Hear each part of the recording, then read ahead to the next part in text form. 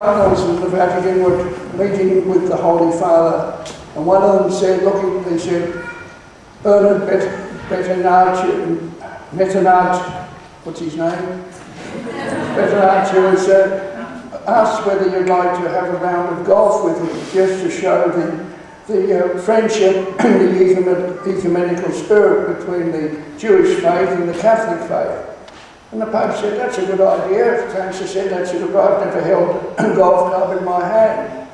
Well, he said, can any of the Cardinals play?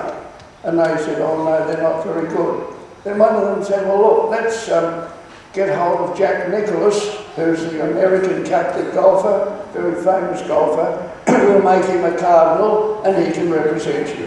So the Pope said, right. So they got on to Jack Nicklaus. He thought it was okay.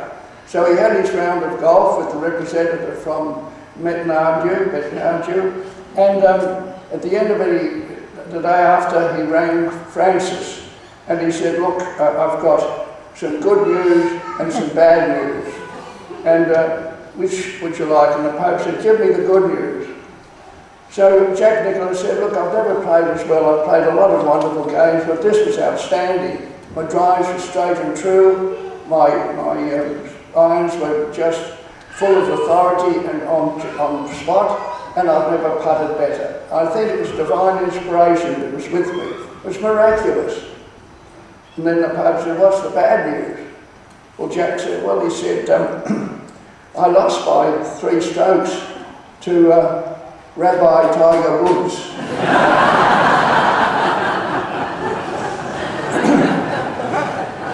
I don't know how that leads into today's gospel.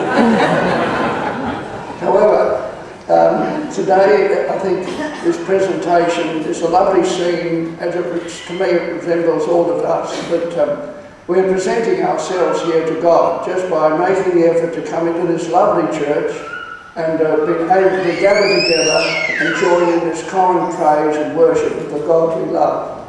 And that's a presentation. And when you present yourselves, you're not presenting pigeons or little turtle doves, you're presenting yourself. And Joseph and Mary had little to offer, but they had themselves and they had Christ. And that's what we've got. We've got ourselves with all our ailments and joys, our age, our state of health and mind, and we're presenting them to God. That's what the Mass does. It gathers us up. And then it's sort of coalesced in the Eucharist, where this is my body given for you, this is my blood poured out.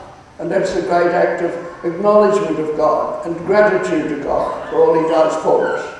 And that's why it's so essential to have it as part of our life, to build it into that moment when we just stop everything else and focus on the presence of God in our lives, our own littleness and our own sense of gratitude. And that's the beauty, and that's what to me this scene was. And to see the older man, Simeon, who was there, and he takes the child and he's caught up in the emotion of the moment. And Mary's scared stiff he'll drop the baby because he's got trembling old arms, but he holds tight. And he says to her that though she's got this wonderful moment of joy, she's got some terrible sorrows in the wake of this baby. A sword will pierce, and it did when they lost him in the temple, when she couldn't talk to him because of the crowd, when she saw him taken and she's standing by the cross, suffering as women only can suffer with him in the passion. And that was her role, and she didn't know that was to happen. And that's the same with all of us. We just don't know what's around the corner. We do the best we can with the time we've got. We take the cares we have to, the medical cares and that we need. But you can't control things at times. And so you do your best. But you always have great trust in God and his providence. And then you've got this wonderful old lady called Anna, she was a very devout member of the church, always in the temple. And she came in, and she again rejoiced and prayed and just brought joy to Mary and Joseph. So that's the story of life. We're of all different ages, we're all different standards of living, different types of background, but we're here united with Christ to honour and praise God, the Father. And that's what the presentation is. And it all began when you were presented in our church when you were very little by your parents and you were baptised. And that was the first presentation to God, and over the years it's flourished.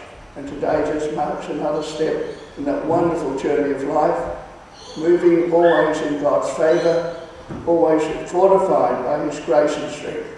So we're a blessed people, and it's a joy to be with you all this morning.